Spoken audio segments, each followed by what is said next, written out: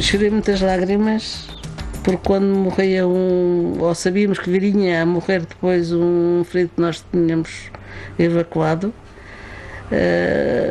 nós sofrimos com isso. Nós vivíamos, e quantas vezes eu cheguei a dizer muitas vezes para mim própria, quanto que a mãe deste rapaz não daria para estar aqui no lugar que eu estou, portanto tenho que procurar substituir a mãe ou a esposa ou a irmã ou a família, e punha-me no lugar delas e rezava por eles para que eles tivessem alguém depois acompanhar em todos os aspectos, não era só na injeção ou no soro ou no sangue que se lhe punha, mas também na parte moral e na parte psíquica para os amparar.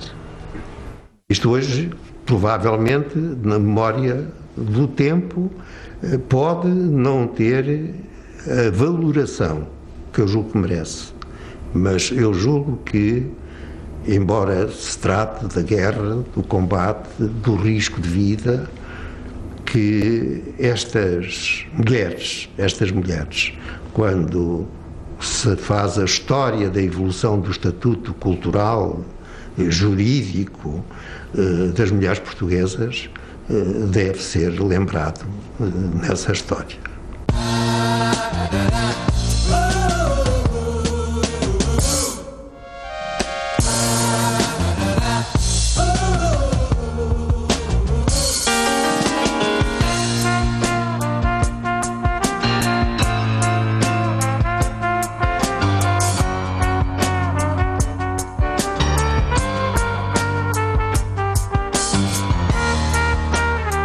Nos anos 60, o papel das mulheres o estatuto das mulheres era um estatuto de minoridade na sociedade. Era um estatuto de dependência, era um estatuto de dependência em relação ao marido, e isto no quadro da família, ou em relação ao pai. Se olhar o Código Civil de 1967, aí é muito claro que o marido é o chefe da família, é ele que decide em relação a todas as questões do casal e em relação aos filhos.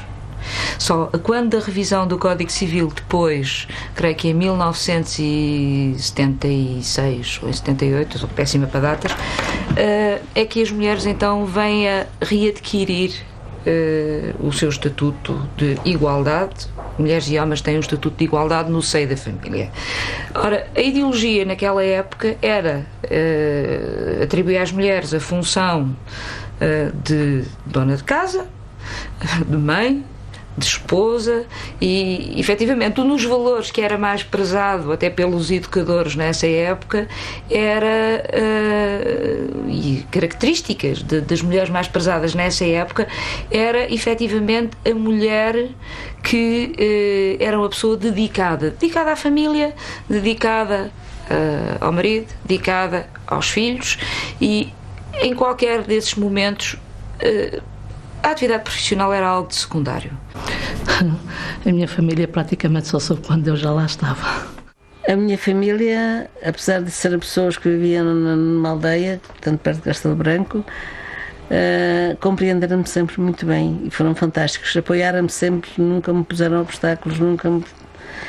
E eu sabia que as pessoas com quem eles conviviam, que às vezes os aborreciam com isto, porque ia ser no paraquedismo e na tropa e assim, mas os meus pais foram sempre impecáveis, foram sempre formidáveis. E eu só disse ao meu pai quando já lá estava, mas ele aceitou muito bem, achou que de facto, como mulher, que era muito corajosa, e deu-me força para isso. A discriminação em relação às mulheres era algo que era aceito, fazia parte, nem sequer era muito contestada na altura, a não ser por alguns grupos mais minoritários. As enfermeiras nunca puderam casar. Se casassem era às escondidas, mas não tinham benefícios nenhuns por serem casadas, e por isso muitas das enfermeiras mais velhas do que eu são solteiras, nunca se casavam porque dedicavam a vida à profissão e como era proibido não se sujeitaram a isso. as mulheres que eram professoras não podiam casar com homens com nível de instrução inferior, as enfermeiras também não podiam casar, e depois não sei se era só as mulheres casadas, mas havia certamente profissões que estavam vedadas às mulheres. A magistratura estava vedada às mulheres, a diplomacia estava vedada às mulheres. E se olhar para dados estatísticos hoje em dia, por exemplo, a magistratura é daqueles casos onde a entrada das mulheres tem sido massiva. Claro que nas Forças Armadas esse ingresso tem sido mais lento, tem sido continuado, mas mais lento. Na sociedade portuguesa nós vamos dando pequeninos passos. Este terá sido um dos primeiros passos, se calhar um dos primeiros passos significativos. Nós éramos vistas como todas as mulheres, ou seja, nós éramos as amigas, nós éramos as irmãs, éramos as mães, éramos as mulheres que existiam na vida de cada militar.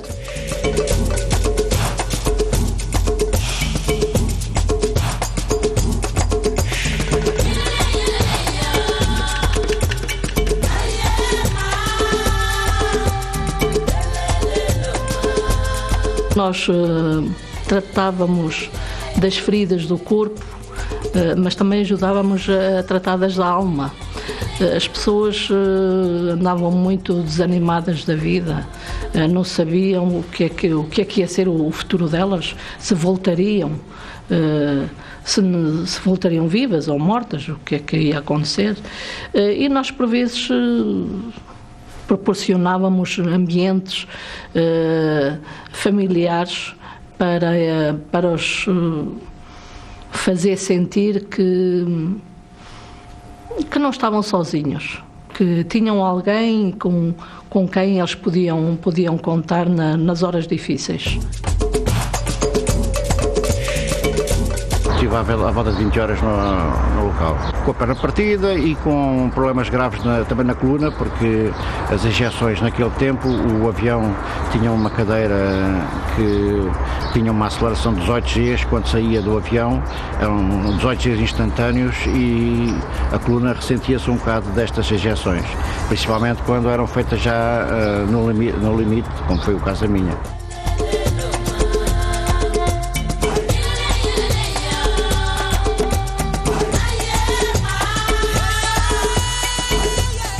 Portanto, a evacuação foi feita para que foi depois minha mulher.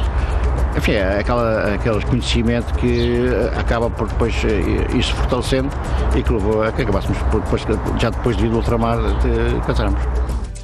Evacuei alguns paraquedistas, mas assim que me lembro assim, o mais emocional foi o meu marido, porque ele foi abatido, esteve uma noite no mato, não sabia o que é que se passava.